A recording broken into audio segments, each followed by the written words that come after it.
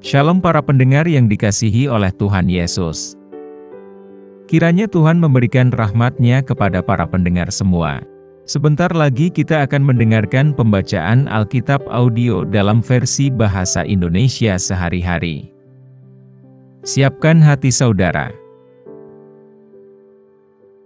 Keluaran pasal 2. Musa lahir dan diselamatkan. Seorang laki-laki dari keluarga Levi kawin dengan seorang perempuan Levi. Lalu mengandunglah ia dan melahirkan seorang anak laki-laki. Ketika dilihatnya bahwa anak itu cantik, disembunyikannya 3 bulan lamanya. Tetapi ia tidak dapat menyembunyikannya lebih lama lagi. Sebab itu diambilnya sebuah peti pandan, dipakalnya dengan gala-gala dan ter, diletakkannya bayi itu di dalamnya, dan ditaruhnya peti itu di tengah-tengah teberau di tepi sungai Nil. Kakaknya perempuan berdiri di tempat yang agak jauh untuk melihat apakah yang akan terjadi dengan dia. Maka datanglah putri Firaun untuk mandi di sungai Nil, sedang dayang-dayangnya berjalan-jalan di tepi sungai Nil. Lalu terlihatlah olehnya peti yang di tengah-tengah teberau itu, maka disuruhnya hambanya perempuan untuk mengambilnya.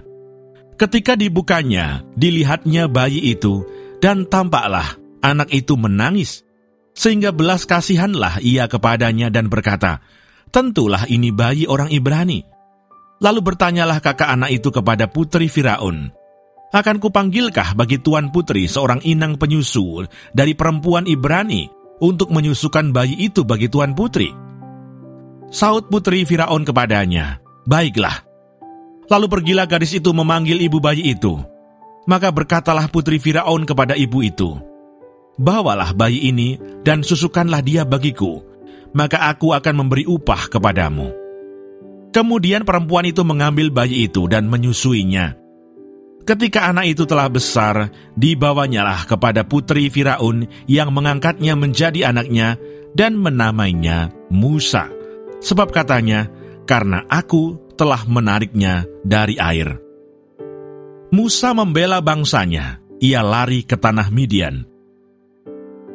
Pada waktu itu, ketika Musa telah dewasa, ia keluar mendapatkan saudara-saudaranya untuk melihat kerja paksa mereka.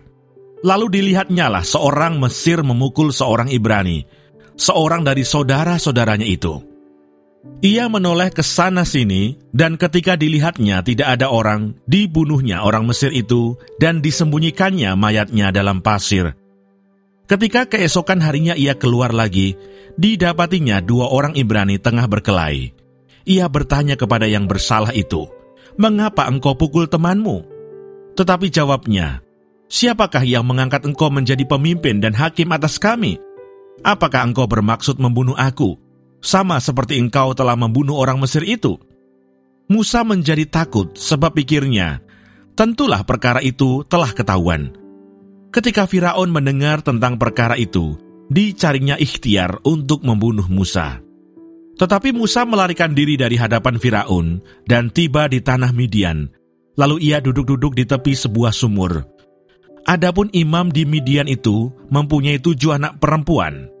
Mereka datang menimba air dan mengisi palungan-palungan untuk memberi minum kambing domba ayahnya. Maka datanglah gembala-gembala yang mengusir mereka, lalu Musa bangkit menolong mereka dan memberi minum kambing domba mereka. Ketika mereka sampai kepada Rehuel, ayah mereka, berkatalah ia, "Mengapa selekas itu kamu pulang hari ini?" Jawab mereka, "Seorang Mesir menolong kami terhadap gembala-gembala.